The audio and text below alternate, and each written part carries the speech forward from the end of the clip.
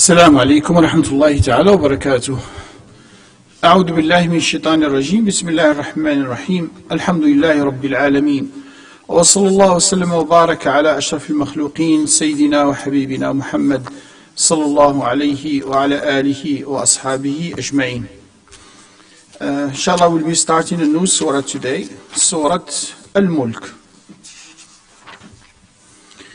One of the surahs that probably most of the people memorized and most of the people know about it. And we have some ahadith sahiha, authentic, that talks about the importance and the value of this surah. Among these hadith narrated by Abu Huraira, when he said, قال إن سورة في القرآن 30 آية شفعت لصاحبها حتى غفر له تبارك الذي بيده الملك. So he said that Rasulullah sallallahu alaihi wasallam, that he said there's a surah that has only 30 verses, and شفعت لصاحبها, this surah intercede for the person who memorized this surah or he used to read this surah until Allah subhanahu wa ta'ala he forgive his sins. Number one, let's make this again. We know, or we hear a lot of things about the surahs of the Quran. That if you read this surah, this is how much you will get. If you read this surah, this is how will happen to you. If you read surah so, you will not be poor. If you read surah so, you will be protected. 99% of those ahadith are not authentic.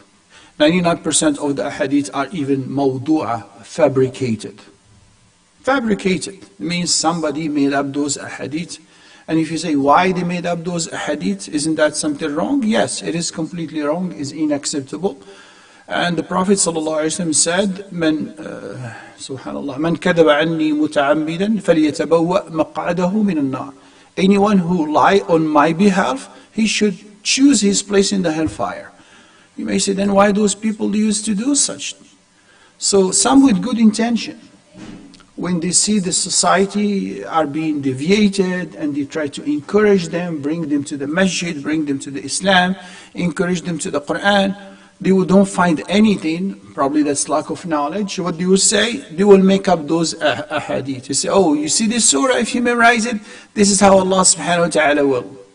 That is unacceptable. And the scholars again, the ulama al-hadith, the scholars of hadith, this is what they said. Majority of the surahs, or majority of the hadith that talks about the values, the importance of a certain surahs, there is no such thing. Does it mean that all the surahs? No, it's not. We have few of the hadith that are in Bukhari, in Muslims, in the book Sihah, in the most authentic books that talks about value of certain surahs. For example, the Baqarah and the importance of the Baqarah. The importance of Qul Wallahu Ahad, the importance, as we said, this surah that I just mentioned, Surah Al-Mulk. But just be careful, most of the time you hear a person, oh, you know what, just read this surah and this is how much you will get. Most of those ahadiths are fabricated. Anyway, going back again, so Allah subhanahu or Rasulullah sallallahu alaihi wasallam, he told us about this surah, that memorizing this surah, Surah Al-Mulk, having it in your heart, carrying it with you, it does help you.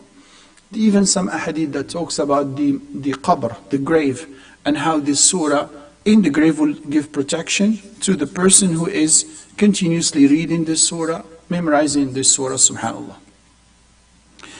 So the surah started with Bismillah ar-Rahman ar-Rahim, تبارك الذي بيده الملك وهو على كل شيء قدير الذي خلق الموت والحياة ليبلوكم أيكم أحسن عملا وهو العزيز الغفور. So the surah starts by praising Allah subhanahu wa ta'ala.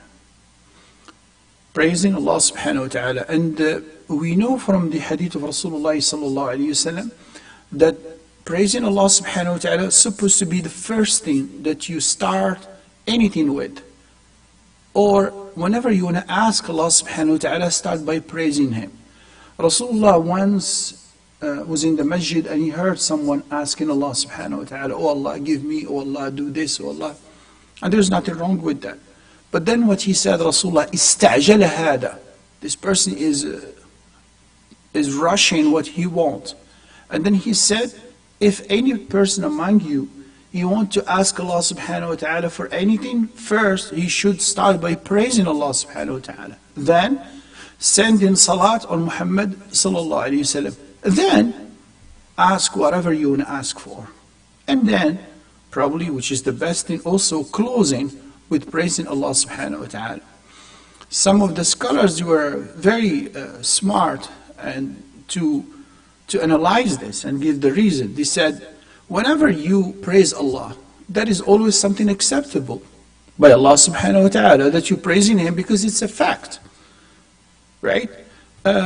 Sending salat on Muhammad sallallahu alayhi wasallam, it is also an order from Allah subhanahu wa ta'ala that He is the one who said to you, إن الله وملائكته يصلون على النبي يا أيها الذين آمنوا صلوا عليه وسلموا تسليما. It is Allah who commanded us in the Quran, and He told us, send salat on Muhammad sallallahu alayhi wasallam. In that case, praising Allah and sending salat on Muhammad sallallahu alayhi wasallam, both of them are acceptable. Right? So he said, Allah subhanahu wa ta'ala is so generous that He would not accept the beginning and the end, and He will not accept what is in between. So the best way is what? To praise Allah, send salat, ask whatever you want, then close it. So everything will be accepted by Allah subhanahu wa ta'ala. And that's actually the etiquette that Rasulullah sallallahu alayhi wa sallam, he taught us how to ask Allah subhanahu wa ta'ala. So Allah subhanahu wa ta'ala starting this surah by saying, تَبَارَكَ الَّذِي بِيَدِهِ الْمُلْكِ. Praise or glory to the one that al-mulk is in his hand. Mulk means kingdom, means power, means authority. وَهُوَ عَلَى كُلِّ شَيْءٍ قَدِيرٌ. And He is the one who is able to do whatever He wants. And these two things about mulk and qudra, mulk and authority, right? These two things are combined, because sometimes a king could be, but he doesn't have authority. Example, the king of England. So he's a king, but he doesn't have the authority. And even in the Muslims' history, like in the Abbasi time, when the Muslims becomes very weak, so they will appoint the Khalifa, but the Khalifa doesn't have no power. The people behind the walls are the one who is deciding. So Allah subhanahu wa ta'ala said, He is not only the Malik, that He has the kingdom, but He has also the authority. He is Qadir. He is able to do whatever He wants. And that also reminds us about something very interesting in the qira'at of Quran. When you recite the Quran, probably you heard that this is qira'ah of Warsh, this is qira'ah of Hafs. And some people may question, how is that? And some of the ulama deviated or brought some very interesting idea. Example, when we recite Surah Al-Fatiha, you start by saying, Alhamdulillahi Rabbil Alameen, Ar-Rahman Ar-Rahim. The qira'ah of Hafs, it says, Maliki Yawmiddin. And the qira'ah of Warsh, it says, Maliki Yawmiddin. Malik and Malik. Malik, it means the king. Malik means the owner. So they say these two qira'ats, you combine them, because you could be the king, but you are not the owner. Or you could be the owner, but you are not the king at the same time. But Allah subhanahu wa ta'ala, through these two qira'ats, He is telling us that He is the Malik, and He is Al-Malik at the same time. So Allah is saying, so تَبَارَكَ الَّذِي بِيَدِهِ الْمُلْكِ, the power, the kingdom, the authority, وَهُوَ عَلَى كُلِّ شَيْءٍ قَدِيرٌ. And definitely, anything in this world He is able to do it. Proof of that, Allah subhanahu wa ta'ala said, الَّذِي خَلَقَ الْمَوْتَ وَالْحَيَاةِ. He is the one who created death and life. And subhanAllah, if you look at this ayah, and the order, Allah subhanahu wa ta'ala said He created maut, then hayat. It's like Allah subhanahu wa ta'ala, He created death, and then He created life. And this order in the Quran is just not a coincidence. Every word in the Quran is being placed for a specific reason. It's not just like that. So Allah subhanahu wa ta'ala is telling us, the one who created al-maut first. And guess what? There was a certain time that we did not exist. It's like we were in the what? In the world of death. But Allah subhanahu wa ta'ala, He is the one who gave us life. Allah subhanahu wa ta'ala in the Quran says, كيف تكفرون بالله وكنتم أمواتا فأحياكم ثم يميتكم. Allah subhanahu wa ta'ala say, كيف تكفرون بالله? How can you deny Allah subhanahu wa ta'ala? وكنتم أمواتا. You are like dead. You did not even exist. You are in the world of death. وكنتم أمواتا فأحياكم. He is the one who gives you hayat. ثم يميتكم. And He will give you death again. And that's what will happen with every single, not individual, but with every single thing that exists in this universe. Death, by the way, it is the absolute truth that even the atheist cannot deny it. The atheist could deny even the existence of Allah subhanahu wa ta'ala, the existence of prophets, messengers, angels, jinn, whatever they could deny, say, we don't believe in that. But they cannot deny that there's something called death, that they will die. And there's no answer for that. And this is something that the scholar, they said, Allah subhanahu wa ta'ala prescribed death on everything in this world to show His qahr, His authority.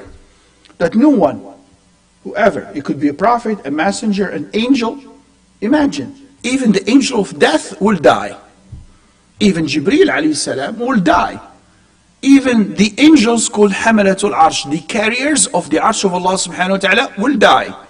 Even Israfil, who's supposed to blow the last one, he will die. Anything will die one day. In long hadith, Allah subhanahu wa ta'ala said, after everything will die and nothing will exist, even angel Azrael himself, the angel of death, Allah subhanahu wa ta'ala will say, and he will talk, أنا الملك, أنا ملك الملوك. I am the king. I am the king of all the kings. أين الملوك وأبناء الملوك? Where are the kings and the children, or where are the kings and their children, subhanallah? And of course, nobody is going to answer. Nothing could answer, because everything will be gone. So Allah subhanahu wa ta'ala says, الَّذِي خَلَقَ الْمَوْتِ. Now look at this word again, خَلَقَ. Allah is the one who created death. الْمَوْتَ وَالْحَيَاةِ. And He created life. I'm sure if we start thinking about it, our mind would not really comprehend how death was created, how life was created, by the way, when that was created. And these are questions that the philosophers, they talk about a lot. But remember, you always have to put something in your mind. You're talking about something which is the unseen. The unseen could not be comprehended by our limited uqul. We are able to understand to a certain limit. That's it. And there are certain things that we will never be able to understand, and we have to acknowledge that. We should not think that our aql could understand everything in this universe. We are too little, too small, too young for this universe to understand the entire universe. The human being, even according to the science, when the human being was created, was the human being the first thing to be created on this universe? No. The moon, the sun, the planets, the galaxies, animals, insects, they were all created before human being. And then human being came. So human being is something young to this universe. But let's go back. Allah subhanahu wa ta'ala said He is the one who created life, death and life. لِيَبْلُوَكُمْ li. Illa. It's called lamul illa. The reason for us to be created, or the reason for us that Allah created for us life and death, in order liyabluwakum. So He will put us in a test, in a trial. Ayyukum ahsanu amala. Who is among you is the best? In what? In doing good deeds. You see, imagine if Allah subhanahu wa ta'ala decided from His own to put people according to His knowledge in Jannah or in Jahannam, without being tested. So anyone will have the right to say, oh Allah, why did you put me here? Allah will say, I know that you're going to be a bad person. Human beings are not going to accept that. That's what you're saying, oh Allah, but I was not tested. Right? And that is actually the justice, the adl of Allah subhanahu wa ta'ala. Lillahi al-mathalul a'la. To Allah all the beautiful examples. If a teacher is in a class, and he knows his students, how they perform, right? When he gives them the homework, the classwork, how they answer, how they participate, and he decided from his own, without giving them a test, he will grade them. All the students are not, or most of the students are not going to accept it, especially those who will fail. Oh teacher, how fair are you? Oh, I know you. That's not enough. I know you're not going to perform well. That's not going to be enough. They will never accept it. And that's actually exactly what happened. All of us, on the day of judgment, Allah subhanahu wa ta'ala will show us our books, our a'mal. لِيَبْلُوَكُمْ أَيُّكُمْ أَحْسَنُ عَمَلًا. He will see among you who is the best in deeds. And by the way, when you say ahsan in Arabic language, it's called ismu tafdeel, meaning it's you comparing someone to someone. We have hasan and we have ahsan, good and better. And al-ahsan, the best. And in Jannah, by the way, there are also ranks. Not all the people will be in the same one. First one, the second one, the third one. Some of the scholars, this is not a hadith by the way, this is not a Sahabi, but some of the scholars said something very interesting. He said, in the day of judgment, Allah subhanahu wa ta'ala will say, "Udkhulul jannata ya ibadi birahmati waqtasimuha ala qadri a'malikum." A beautiful saying, because all of us, we know the hadith of Rasulullah sallallahu alaihi wasallam. When Aisha radiallahu anha asked him, "Ayadkhulu ahaduna al-jannata bi'amalihi?" Anyone will enter Jannah because of his amal? So Rasulullah answered that people will enter Jannah with the rahmah of Allah subhanahu wa ta'ala. Because if all of us will be accountable, we may not, or we don't deserve. So he said, no, you will enter Jannah with the rahmah of Allah.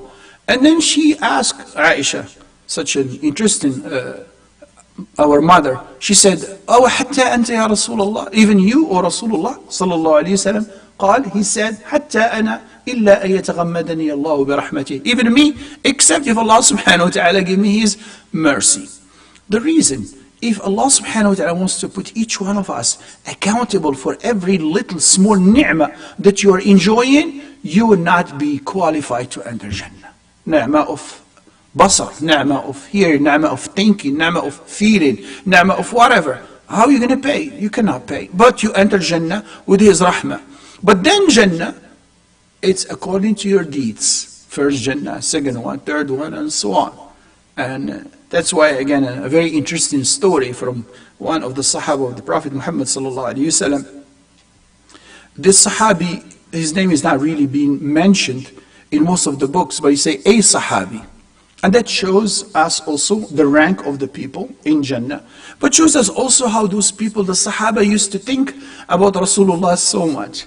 One time this Sahabi, he came to Rasulullah and he said, "Oh Rasulullah, I love you so much that whenever I feel like I'm missing you at home, I come to the masjid to see you, to satisfy this.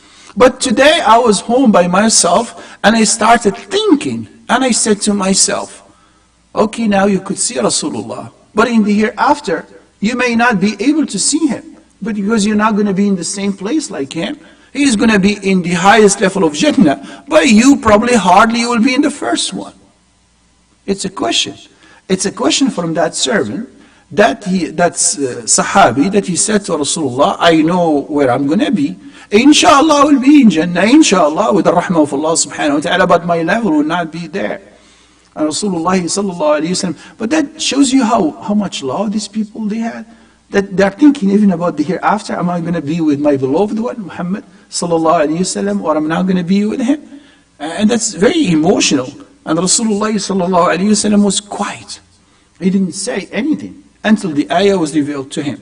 وَمَنْ يُطِعِ اللَّهَ وَالرَّسُولِ فَأُولَٰئِكَ مَعَ النَّبِيِّينَ وَالصِّدِّيقِينَ وَالشُّهَدَاءِ وَالصَّالِحِينَ وَحَسُنَ أُولَٰئِكَ رَفِيقًا. And whoever obeys Allah and His Messenger, these they will be with the Nabi'een, with the Prophets, وَالصِّدِّيقِينَ وَالشُّهَدَاء وَالصَّالِحِينَ وَحَسُنَ أُولَٰئِكَ رَفِيقًا. Such a good company. So we know now our suhbah, our company in the hereafter, it will be according to what? Our love. If you love Rasulullah, you will maybe be with him. If you love someone else, you will be with those people also. Because you are the one who is choosing about your hereafter. And love is not a word that you say with your tongue. It's not. That's not true. Saying to someone, I love you, but you don't act that way, it doesn't work in that way. And just like one of the scholars, probably Ibn al-Qayyim al-Jawziyah, said something very interesting. لا أحب النصارى عيسى بن مريم. The Christians, they claim they love Isa alayhi salam, but they're not going to be with him. Because they claim that he's the Son of God. So it depends. So it's the obedience. You follow what he is saying, subhanAllah. But let me go back. And not only that, Rasulullah in that incident just added more to it. Somebody asked Rasulullah sallallahu alayhi wasallam about the hereafter, and then he said, Rasulullah, he said, "Al-mar'u ma'a man ahab." The people will be with the people that they love. So choose who are, from now you choose who do you want to be with in the hereafter. So Allah subhanahu wa ta'ala said, الَّذِي خَلَقَ الْمَوْتَ وَالْحَيَاةَ لِيَبْلُوَكُمْ أَيُّكُمْ أَحْسَنُ عَمَلًا. So you will be in a test who is doing better. وَهُوَ الْعَزِيزُ الْغَفُورُ. The beauty of the Quran, when you understand it word by word, when Allah gave a statement, He ended up that statement with something so positive. So although He said Allah will test you, who is the better among you, but then something would come to my mind, but I already did bad. Allah ended up the ayah by saying, وَهُوَ الْعَزِيزُ الْغَفُورُ. Allah is Al-Aziz. And the Izzah, it means He's the one who has the authority. He can do whatever He wants. لا يسأل عما يفعل وهم يسألون. You cannot question Allah subhanahu wa ta'ala, but we are the one to be questioned. وَهُوَ الْعَزِيزُ الْغَفُورُ. He has the authority to do what? To give forgiveness if He wants to forgive, definitely. And this is again the beauty about Allah subhanahu wa ta'ala. Then Allah subhanahu wa ta'ala is going to talk more about His qudra, more about His power, more about His authority. الَّذِي خَلَقَ سَبْعَ سَمَاوَاتٍ طِبَاقًا. The one who created 7 heavens. Now, talking about 7 heavens, what do we mean by that? Is it the 7 that we know, that we don't know? I would say it's an unseen. So that's from ilm of ghaybiyat. مَا تَرَى فِي خَلْقِ الرَّحْمَنِ مِنْ تَفَاوُتٍ. When you see the creation of Allah subhanahu wa ta'ala, do you see any deficiency? And we're talking about deficiency, subhanallah, and we have to think about it. The human being, the way how he is created. Do you think anyone could create something like the human being? There is no way. Scientists, they know more about that, how the brain works. I mean, we could create a very sophisticated computer, but something like the brain of the human being? There's no way. The heart of the human being, the blood circulation in the body of the human being, the way how even your nails grow, and subhanallah. And this is the creation of Allah subhanahu wa ta'ala, not only in the human being, but in the world, in the universe, in the heavens. فارجع البصر هل ترى من فطور ثم ارجع البصر كرتين ينقلب إليك البصر خاسئا وهو حسير. Let's look and let's try to look around us in this universe. And again, we, the human being, our knowledge is very limited, especially when it comes again to the universe. Let's say the heavens. How much we know about heavens? So scientists now talking about the planets, talking about the galaxies, talking about some other, but how much we know about that? And how sure we are about those things that we're talking about. That the sun, this is the characteristic of the sun, this is how big is the sun, this is how it started, this is how it will end. And then talking about the Big Bang, how all those things, how sure we are about it. We may not. Probably another 50 years, I don't know if the whole science will change. I will have no ideas completely about the creation of the world, and the way how the things works. Every year we realize something. Even in medicine, we realize that people talking about, oh, no, all the ideas are completely now, it's behind. Oh, it has to be updated. But we're talking about this universe, this samawat, the way how they are being created, and what is in this samawat, what is this, and is the samawat means the heavens that we know, or it's something the unseen? Are you talking about the heavens which will be created for the hereafter, or it's already created and they are already here? And this is an interesting also question that was even asked by the scholars a long time ago. Jannah, heaven, by itself, that inshallah will be there. Is it created or not created yet? If it's created, where is it? It makes sense that it's already created and it's empty right now for, I don't know, 1 billion years and the people will be there? Well, it's not created yet. It's somewhere else and Allah subhanahu wa ta'ala will create it. These are very interesting questions that the scholars talk about. One of the most important scholars talk about is again Ibn al-Qayyim al-Jawziyah in his book Hadi al-Arwah. He said the guide for the souls, which is he talks in that book from the moment of death until the person is being raised, and then talks about Jannah and how does it work. Subhanallah. I will just stop over here and ask Allah subhanahu wa ta'ala forgive me and forgive all of us. If you have any questions or comments, inshallah. لا إله إلا الله وحده لا شريك له له الملك وله الحمد يحيي ويميت وحي لا يموت بيده الخير وإليه المصير وعلى كل شيء قدير اللهم ربنا آتنا في الدنيا حسنة وفي الآخرة حسنة وقنا عذاب النار وصلى الله وسلم وبارك على سيدنا محمد وعلى آله وأصحابه أجمعين.